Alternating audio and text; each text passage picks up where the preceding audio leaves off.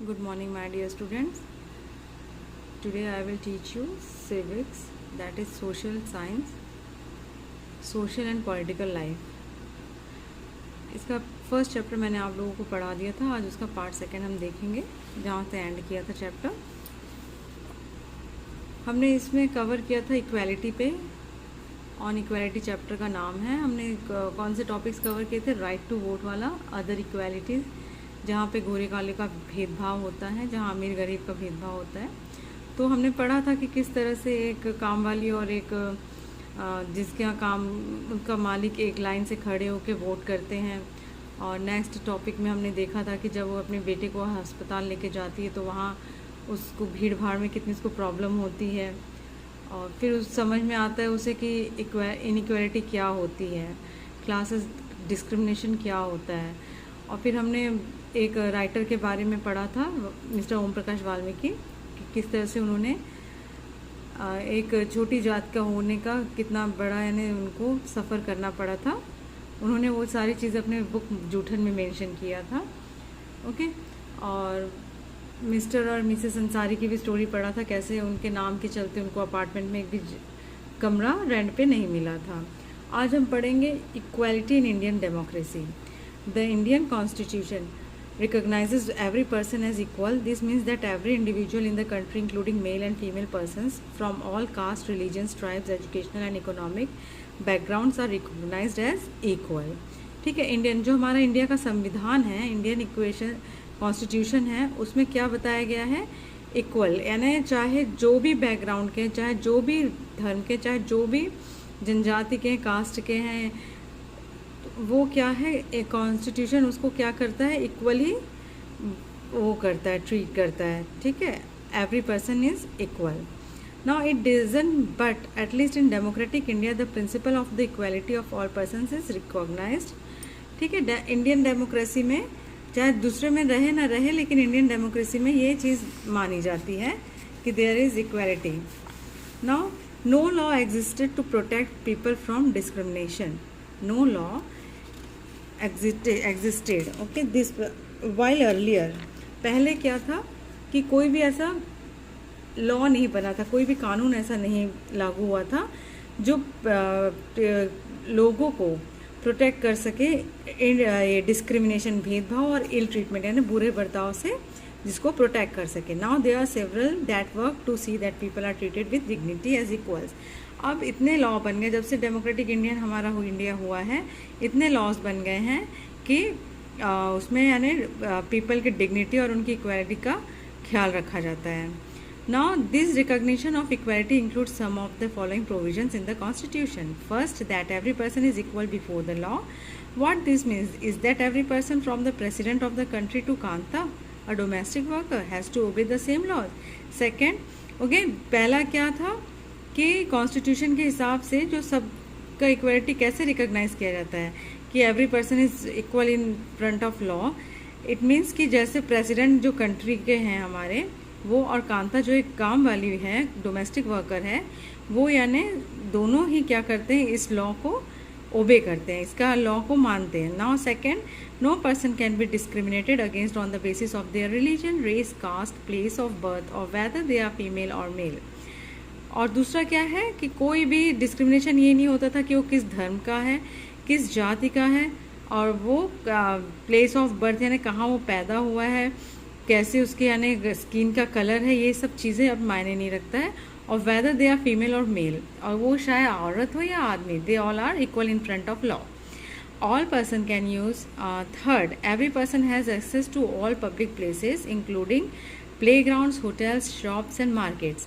ठीक है। तीसरा क्या था इसमें कि सारी पब्लिक प्लेसेस जो है वो सब लोग उसमें आना जाना कर सकते थे, जिसमें ये नहीं था कि हाँ अकॉर्डिंग टू रिलीजन या अकॉर्डिंग टू कास्ट वहाँ पे एंट्री दी जाए। ऐसा लॉ के आगे ये सब नहीं होता था, नहीं होता था क्या, न होता भी नहीं है अभी। Now all persons can use publicly available wells, roads and bathing ghats. Fourth, untouchability has been abolished. ठीक है। ये जब इक्वालिटी वाला कानून आया तो उसमें ये सारी चारों चीज़ें उसमें लाई गई थी। ठीक है। अनटचेबिलिटी हैज़ बीन एबॉलिश्ड, जो छुआछूत वाला काम था वो उसमें टोटल पूरा ख़त्म कर दिया गया था। Now, the two ways in which the government has tried to implement the equality that is guaranteed in the Constitution is first through laws and second through government programs or schemes to help disadvantaged communities. There are several laws in India that protect every person's right to be treated equally. Okay, अब दो तरीका था government के पास इसको implement करने का कि यानी कॉन्स्टिट्यूशन के थ्रू पहले तो लॉ कानून लागू करके और दूसरा बहुत सारे प्रोग्राम्स को इम्प्लीमेंट करके स्कीम्स के थ्रू. और in addition to laws, the government has also set up several schemes to improve the lives of communities and individuals who have been treated unequally for several centuries. These schemes are to ensure greater opportunity for people who have not had this in the past. तो पहले के लोगों में था काफ़ी discrimination था, तो उसको पूरी तरह से ख़त्म करने के लिए गवर्नमेंट ने क्या किया था, जो नीचे के तबके के लोगों को पूरी यानी स्कीम के थ्रू उनको बेनिफिट दिया था. ओके, गवर्नमेंट का पूरा ये था कि किसी तरह से इक्वली सबको यानी ट्रीट किया जाए. Now one of the steps taken by the government includes the mid day meal scheme. सबसे अहम कदम कौन सा था, सबसे बड़ा कदम कौन सा था गवर्नमेंट का, मिड डे मील स्कीम को लागू करना. This refers to the program introduced in all government elementary schools to provide children with cooked lunch. Elementary schools माने जो बिगनिंग होती है आपके स्कूल की, जो प्राइमरी स्कूल्स होते हैं, उसमें यानी गवर्नमेंट ने क्या लागू किया था कि उनको पका हुआ खाना खिलाया जाएगा बच्चों को. ना तमिलनाडु सबसे पहले कहाँ शुरू हुआ था, Tamil Nadu was the first state in India to introduce this scheme and in 2001 the supreme court asked all state governments to begin this program in their schools with in 6 months. 2001 में जब ये प्रोग्राम लॉन्च हुआ था कि बच्चों को खाना खिलाया जाएगा स्कूल में ही, तो सुप्रीम कोर्ट ने क्या किया था, सारे स्टेट गवर्नमेंट्स को ये कहा था 6 महीने के अंदर आपको ये सारे प्रोग्राम, ये वाला प्रोग्राम जो है सारे स्टेट्स में लागू करना है. Now this program has had many positive effects. और इसके क्या हुआ, पॉजिटिव इफेक्ट्स आने शुरू हो गए थे. This includes the fact that more poor children have begun enrolling and regularly attending school. इससे क्या हुआ था, जितने भी बहुत गरीब बच्चे होते थे वो ज़्यादा से ज़्यादा स्कूल में अपना एडमिशन करवाए, एनरोल्ड हुए और रेगुलर स्कूल आने लगे. Teachers reported that earlier children would often go home for lunch and then not return to school, but now with the mid day meal scheme provided in school the attendance has improve. क्योंकि teacher जो report बना के भेजती थी तो उस base में ये बताया गया था कि पहले के बच्चे जब जो गवर्नमेंट स्कूल में पढ़ते थे वो स्कूल लंच ब्रेक में घर जाते थे खाना खाने के लिए, तो वो वहाँ से लौटते ही नहीं थे. तब इन्होंने क्या स्टेप लिया कि जब स्कूल में ही खाना मिलेगा तो बच्चे स्कूल से बाहर क्यों जाएंगे खाना खाने, और फिर घर स्कूल में ही रह के पढ़ाई के साथ, खाने के साथ साथ पढ़ाई भी करेंगे. Now their mothers who earlier had to interrupt their work to feed their children at home during the day now no longer need to do so. This program has also helped reduce caste prejudices because both lower and upper caste children in the school eat this meal together, and in quite a few places Dalit women have been employed to cook the meal. The midday meal program also helped reduce the hunger of poor students who often come to school and cannot concentrate because their stomachs are empty. बहुत से गरीब होते हैं, जैसे ये लोग का एक प्रोग्राम था सस्टेनेबल ज़ीरो हंगर प्रोग्राम को सक्सेसफुल करने के लिए इन्होंने ये मिड डे मील स्कीम को इम्प्लीमेंट किया था. तो क्या होता था कि इनके मदर्स जो होती थी चिल्ड्रंस की जो थी वो यही एक्सक्यूज करती थी कि बाहर कमाने ये लोग जाते थे, क्यों, ताकि घर में खाना आ सके और बच्चों का पेट भर सके. तो जब ये लोग बाहर जाते थे कमाने तो स्कूल बच्चों को न भेजे, घर की जिम्मेदारी दे के जाते थे. तो जब से मिड डे मील हुआ है तो बच्चों के यानी खाने की टेंशन नहीं होती थी, तो पेरेंट्स उनको भेज देते थे स्कूल. और इससे एक चीज़ भी ख़त्म हुई थी, कास्ट प्रिजुडाइजेस माने कि ऊंची कास्ट और नीची कास्ट वाला जो सिस्टम होता है उसको यानी ख़त्म करने के लिए कि एक ही कास्ट, जैसे लोअर एंड अपर कास्ट वाले एक साथ एक जगह पे बैठ के साथ मिलके खाना खाते थे. एंड दलित वुमेन जो होती हैं, जो जिनका छुआछूत वाला होता था, उनको क्या किया जाता था, एम्प्लॉयड किया जाता था खाना बनाने के लिए. The mid day meal program also reduce the hunger. अब इससे क्या हुआ था, जो बहुत गरीब बच्चे होते थे उनका भूख वाली समस्या तो ख़त्म हो गई थी, क्योंकि वो लोग की पढ़ाई में कंसंट्रेशन नहीं बनता था. तो अब जब स्कूल आते हैं पेट भरा रहता है तो उतनी अच्छे से पढ़ाई भी करते थे. Now, while government programs play an important role in increasing equality of opportunity, there is much that still needs to be done. While the midday meal program has helped increase the enrollment and attendance of poor children in school, there continues to be big differences. अब ये क्या था कि ये सारी चीज़ें क्यों लागू की गई थी, ताकि बीच के डिफरेंसेस को मिटा सके गवर्नमेंट। स्कूल में इक्वालिटी हो जाए, अपर लोअर कास्ट का भी ख़त्म हो जाए, दलित चिल्ड्रन को भी मौका मिले। जितना डिस्क्रिमिनेशन से ये ओम प्रकाश वाल्मीकि और ये लोग को अनइक्वली ट्रीट किया था, उस सब को रूट आउट करने के लिए ये गवर्नमेंट ने प्रोग्राम चलाया था। Now in the next paragraph, ये सब वही चीज़ें हैं इस पैराग्राफ में, तो मैं शॉर्ट में ही करूँगी कि इनको आप पहचान रहे हैं, ये डॉक्टर अम्बेडकर हैं। It is disgraceful to live at the cost of one self respect. Self respect is the most vital factor in life. Without it man is a cipher. To live worthily with self-respect, one has to overcome difficulties. It is out of hard and ceaseless struggle alone that one derives strength, confidence and recognition. ये सारी चीज़ें किन्होंने कहा था? Doctor B.R. Ambedkar ने, जिनका मन दुखी हो जाता था, जो कि बिलोंग करते थे ये भी लोअर कास्ट से, बट इनको यानी इस तरह का भेदभाव, डिस्क्रिमिनेशन देख के इन्होंने ही क्या किया था, कॉन्स्टिट्यूशन में ये लागू किया था। Now issues of equality in other democracies, ये अदर डेमोक्रेटिक कंट्रीज़ में क्या इशू हुए थे? आज केवल इंडिया में ही ये सब नहीं होता था, अदर कंट्रीज़ भी है। अफ्रीकन अमेरिकन जो वहाँ के होते थे, अमेरिकन जो गोरे होते थे, अफ्रीकन जो तो ब्लैक होते थे, तो उनका स्किन कलर ब्लैक होता था। इस वजह से क्या होता था कि वहाँ पे थोड़ा सा ये कॉन्फ्लिक्ट्स चलते थे। तो इसको भी रूट आउट करने के लिए किसने कदम बढ़ाया था? यस, यहाँ आपको दिया गया है। Late 1950s to push for equal rights for Africans and Americans. Prior to this, African Americans were treated extremely unequally in the United States.